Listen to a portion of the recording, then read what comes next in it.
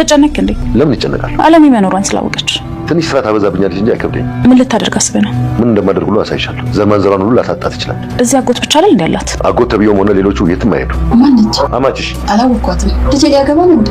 ቀልድሽ አይጠገብም። ምን አለውና ያገባል? አንተ አባቷ አለህለት አይደል? በዚህ ዘመን እኮ የራስ ነው። እኔማ ቢኖረኝ ሰጠው ነበር። የምትበይውንም እኮ የምሰጥሽ እኔ ነኝ። አባዬ እባክህን ተነስ ናቲ፣ ችግር የለም። ይቅር ካላልከኝ በፍጹም አልነሳም አባዬ። አርጌልሃለሁ።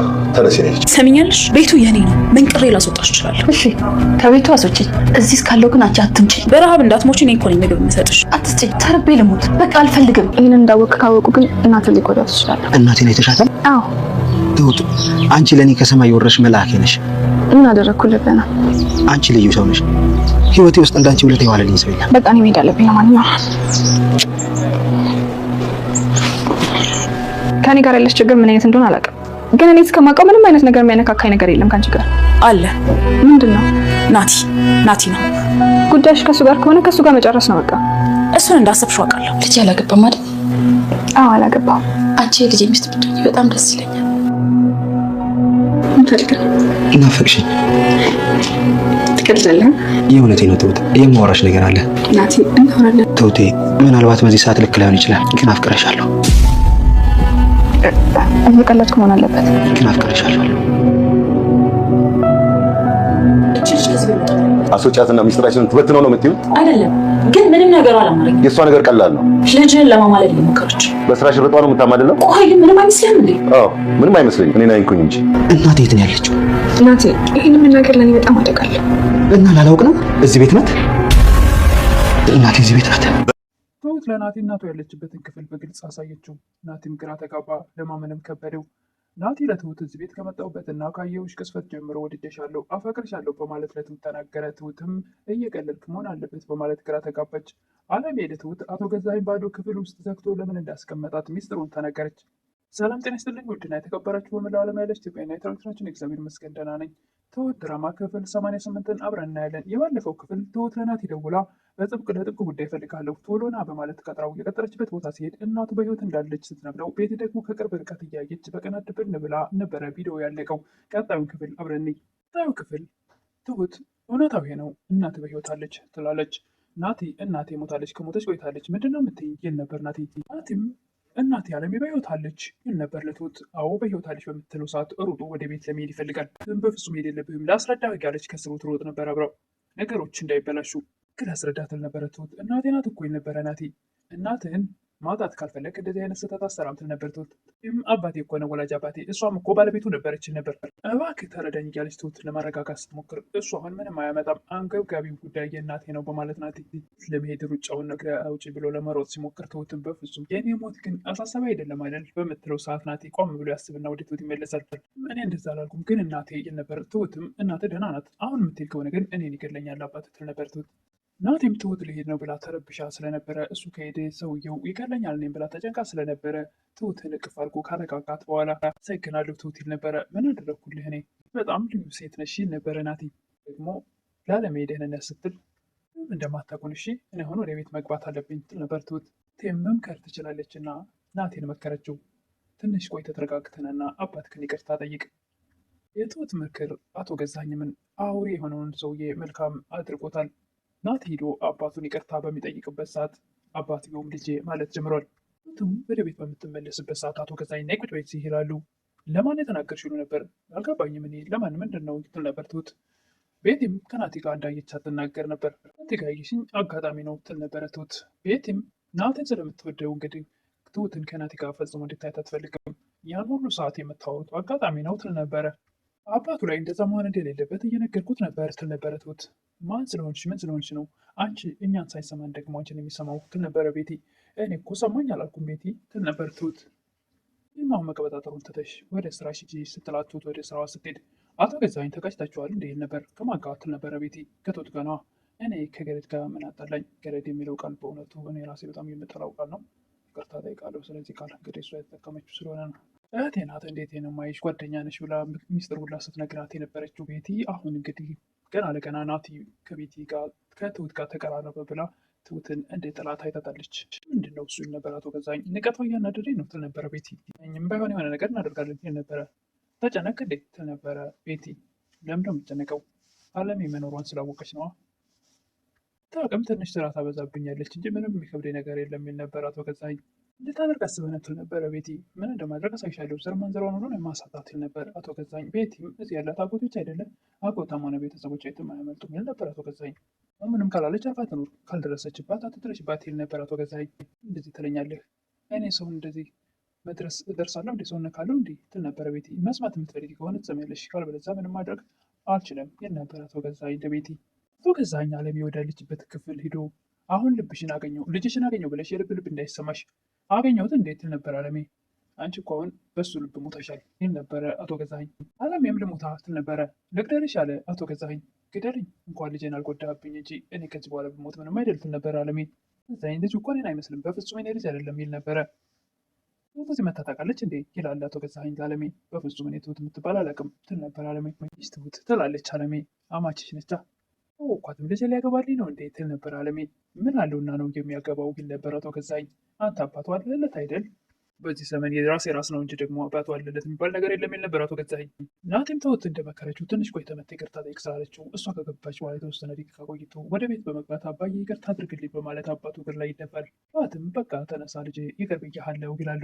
እገልሃለሁ ብለው ላው ላይ ሽጉጥ ደግነው የነበሩት አባት መቀዝቀዝ የሚያደርግ ነገር እድሜ ለትሁት። የትሁት ምክር ሁልጊዜ መልካም ነገር ይዘራልና አባቴ ይቅርታ ብለው ጉልበቱ ላይ ሲደፋ አባትም ልጄ ማለት ጀምሯል። ምልክ ከማስያዝ ይልቅ ትህትና ሰውን ይገዛልና በትህትና እንዲለወጥ የናቲም ካልቃል ማለቱን ቀስ ብሎ ረጋ ብሎ ነገሮችን እንዲያስብ አደረገው የትሁት ምክር። ከዚህ በፊትም ዳኒን ትመክር ነበርና ዳኒም ግራ ሲገባው ትሁቴ ምከሪኝ፣ ምን ማድረግ አለብኝ እያለ የሆነ ነገር ሲጨንቀው ትሁትን ነበር የሚያማክረው። ትሁትም መልካም ነገሮች ነው ከአንደበቷ የሚመነጨው። አቶ ገዛኸኝም ዛሬ ምን ተገኝቶ ነው እንደዚህ ሆንከው ይሉ ነበር። አይ ልክ አልነበርኩም፣ ስለዚህ ማድረግ አልነበረብኝ የሚል ነበር ናቲ። አቶ ገዛኸኝም ዋናው መጸጸት ነው ይሉ ነበር። ቅር ስላልከኝ አመሰግናለሁ ይል ነበረ ናቲ። ግድ የለም በቃ አሁን ከኛ ጋር ቁርስ በልተህ ትሄዳለህ ይላሉ አቶ ገዛኸኝ። ይቅርታ ጠይቀህ ነው እንጂ የመጣሁት ቁርስ ልበላ አይደለም፣ ደህና ዋሉ ብሎ ይሄዳል ናቲ። በትህትና ሰውን ካናገሩ ሰይጣኑን መላክ ያደርጋልና ትህትና በጣም አስፈላጊ እንደሆነ የሚያስተምረን ነገር ነው። እቴ አለሜ ወዳለችበት ክፍል ሄዳ ልጅሽ በጣም ነገረኛ ነው ትል ነበረ። አለሜም እኔ የማውቀው በጣም ጨዋ ልጅ እንዳለኝ ነው ትል ነበር። ሞኔ ለሱ ብበዛበት እንጂ አንስበታለሁ እንዴ ትል ነበረ ቤቲ። አለሜም እባክሽ ወደ እኔ አትምጪ ትል ነበር። ትሰሚኛለሽ ቤቱ የኔ ነው ትል ነበረ ቤቲ።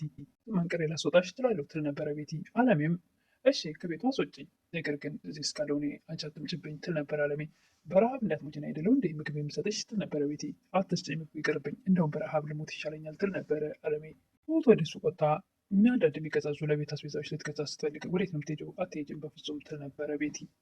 ቤት ማጽዳትም ረኪና ምናምን ያስፈልጋል ትል ነበረ ትሁት። ቤቲ ግን በፍጹም አትወጪም ትላለች። ገና ለገና ከናቲ ጋር ልትገናኝ ነው የሚለው ነገር ስላሳሰባት ቤቲ እንግዲያው እሷ እኔ ካልሄድኩ አንቺ ገዝተሽ ነይ ትል ነበረ ትሁት። ቤቲም ልታጂ ነው እንደ ደግሞ አለቃሽ መሆንሽን ረሳሽ? አለቃሽ እንደሆንኩ ትል ነበረ። እና እኔ ወጥቼ ካልገዛሁ አንቺ መግዛት አለብሽ ለቤትሽ አይደል? ምን ችግር አለው ትል ነበር ትሁት። ራስሽ ሄደሽ ግዢ፣ ነገር ግን ከ10 ደቂቃ በላይ እንድትቆይ አልፈቅድልሽም ትል ነበረ ቤቲ። ትሁትም እንደወጣች ቀጥ ብላ ናቲ ያለበት ጋር ነበር የሄደችው። ናቲ ጥሩ ውሳኔ ነው የወሰንከው፣ የብልህ ውሳኔ ነው ትለው ነበረ። ናቲም እኔ ግን ህልም እየሆነብኝ ነው፣ እናቴ በእውን ህይወት አለች ወይስ ህልም ነው እያለ ነበር ናቲ። ናቲን አይተሻታል ግን ይል ነበረ ናቲ። አዎ አይቻታለሁ ትል ነበረ ትሁት። አንቺ ለእኔ ግን ትሁቴ ከሰማይ የወረድሽ መልአክ ነሽ ይል ነበረ ናቲ። ያደረኩልህ ትል ነበረ ትሁት። አንቺ ለእኔ በጣም ልዩ ሰው ነሽ፣ ህይወቴ ውስጥ እንዳንቺ አይነት ሰው የለም ይል ነበረ ናቲ። ትሁት በእውነትም በጣም ልዩ ሰው ናት። ገና ከነባባ ቤት ጀምሮ በቲናና በዳኒ ጉዳይ ሲበሳጭና ነገሮችን አልተገባውም ደግሞ አላስፈላጊ ነገር ላይ ሊያውል ሲል ታየው ብላ የምታረጋጋውና ነገሮችን በማስተዋል መካሪ ጎበዝ። እውነትም ትሁት ከነስሟ ትሁት ትትናዋ ልዩና ገራሚ የምትገርም ድንቅ የሆነች ልጅ ናትና አሁንም ናቴን እየመከረች ነገሮችን ወደ መልካም ነገር እየወሰደችለት ነው። ካሌብ ልክ እንዳሆኑ እንደ ናቴ ችኩል ነበርና ሲቸኩል ነገሮችን ታበላሻለህ ትል ነበረ። አሁንም ናቴን መረጋጋት አለብህ፣ ነገሮችን በእርጋታ ማሰብ ትል ነበረ ትሁት። አሁን ናቴን በፍጹም ከቤቲ ጋር እንዳትጣላ፣ ከቤቲ ጋር ከተጣላህ አንተ እናትህ ትጎዳብሃለች፣ መጣላት የለብህም እያለች ትመክረው ነበር። ናቴም ልክ እንዳለችው ምክሯን ተቀብሎ ነገሮችን ተግባራዊ አድርጓል።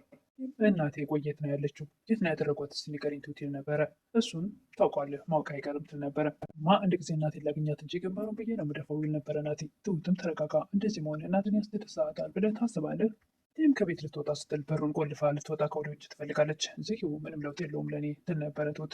እንደዚህ እንዳደርግ ያስገድድ ደግሞ የራስሽ ባህሪ ነው። የእኔና አንቺ ምን ነው ግንኙነታችን ምንድን ነው የሚያገናኘን ትል ነበረ ትሁት። እኔ ስራዬን ነው የምሰራው ትል ነበረ። የሚያገናኘን ነገር ናቲ ነው ትል ነበረ ቤቲ። ጉዳይሽ ከናቲ ጋር ከሆነ ከራሱ ጋር ጨርሽ እንጂ ከኔ ጋር ምን አገናኘው ትላት ነበር። ሁን እንደፈለግሽው አውቃለሁ ይገባኛል ትል ነበረ ቤቲ። ከእሱ ጋር መተጋል ሰከተሽ ደግሞ እኔን ስላማተንሽኝ ስራዬ ልስራበት ትላት ነበር ትሁት። ቤቲ ስትወጣላት ወደ አለሜ ክፍል ትሄዳለች። እንዴት ነሽ እንዴት መጣሽ ትል ነበር አለሜ። በጣም ቁልፍ ጠፍቶብኝ ፈልጌ ካለህ አስጨራሽ ቁልፍ ፍለጋ በኋላ ወደ አንቺ መጣሁ ትል ነበረ ትሁት። ትሁት እባክሽ ተጠንቀቂ ትላት ነበር አለሜ።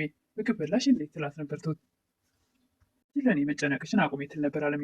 አሁን አለሜ እያየሁሽ ደህና ሆነሻል። ውስጥ የብዙ ጥያቄ ስላለ አሁን እሱ መመለስ የምትችይ ይመስለኛል። አንድ ነገር ልጠይቅሽ ትል ነበረ ትሁት። ምን ምክንያት ነው እዚህ አምጥቶ ሰውዬው ያሸገሽ በማለት ታሪኩ ረጅም ነው። ከዚያ መሀል ግን አንዱን ልንገርሽ በማለት ለትሁት አለሜም ለትሁት ወተት ሊያስገባቱ ገዛኝ። አለሜ በፍጹም እኔ እያለሁ ነገር አይሆንም፣ በፍጹም እንደዚህ አይሆንም። ገና ህጻናቶች ልጆች ያንን ወተት አስገብቱ። 2 ዓመት ያልሞላቸው ህጻናቶች ብዙ ህጻናቶች አለቁ። በዛ ምክንያት ነው። በፍጹም እኔ እያለሁ በህይወት ይሄን ነገር አታደርግም በማለት አለሜ ስትከራከር፣ አቶ ገዛኝ ደግሞ አያገባሽም በማለት እንደማላደርገው አሳይሻለሁ ያሉ ይከራከሩ ነበርና በጣም የሚያሳዝኑ 2 ዓመት ያልሞላቸው ህጻናቶች አለቁ ትል ነበር አለሜ። ከሆነ ጊዜ በኋላ አሁን እኔ ነገርኩሽ ከብዙ በጥቂቱ ነው። ደግሞ ከሆነ ጊዜ በኋላ እኔን እንደ ምስቱ ሳይሆን እንደ ጥላት አደረገኝ ትል ነበር አለሜ። ጥያቄዋን ትቀጥላለች። ቤቲ እንዴት እዚህ መጣች ትላለች። ያንም አጋጣሚ አለሜ ታስታውሳለች። አለሜ እዛው ቤት ውስጥ እያለች ምንም እንኳ አለሜ መኝታ ቤት ብትሆን ሰውየው ሳሎን ቢሆንም ቤቴን የኔ ማሬን ስኳር ይል ነበረ ሽማግሌው። ስልክ ሲደዋወል ትሰማለች አለሜ። የሞላ ቤት ውስጥ ነው መተሽ የምትገቢው እያለ ቤትን ሲያወራ ሰምታው ነበርና ያልጠበቀችው ነገር በትዳሯ ላይ በጣም ትደነግጣለች። አለሜም ወደ ሳሎን ስትሄድ ምን ታፈጫለሽ ነበር አቶ ገዛኝ ደግሞ ተሆንክ እንዴ ተቆጭው ትል ነበረ አለሜ። ንግግር አልፈልግም። አለሜም ሁሉን ነገር የምችለው ሰምቼ እንዳልሰማልቼ እንዳላይቼ እንዳላየም ሆነው ለልጄ ብዬ ነው ትል ነበር። አቶ ገዛኝም እንደውም ካልችስ ልጅ አይደለም ይል ነበር። ሌላ ሰው ሳይሆን አይቀርም የወለድሽው ይላት ነበር አቶ ገዛኝ። አለሜም ሁሉ እንዳንተ ልክስክስ ይመስላል እንዴ? እኔ አለሜ ልጅን ቤቴን ትጠሬን አክባሪ ነኝ ትል ነበረ። በስተ መጨረሻም ትሁት አለሜ ያለችበትን ለናቲ አሳይታው እንግዲህ የዛሬው ቪዲዮ ያለቀው እዚህ ላይ ነው። ይህን ይመስል ነበር። በቀጣይ ምን እንደምፈጠረ ናቲ ሩጦ እናት ወዳለችበት ክፍል ይሄዳል ወይስ ትሁት ታስቀረዋለች? ናቲ ወደዛ ሚሄድ ከሆነ አቶ ገዛኝ መደገኛ ሰው ነው፣ ሁለቱንም ሊያጠቃቸው ይችላል። ነገር ግን ትሁት ጥበብ አያልቅባትም እና ምናልባት እሷ በአንድ ምክንያት እንደዚህ ሊሆን አይችልም፣ በሌላ መንገድ ከእናት ጋር ትገናኛለህ ብላ ታስቆም ይሆን? እሱን በቀጣይ የምናይ ይሆናል።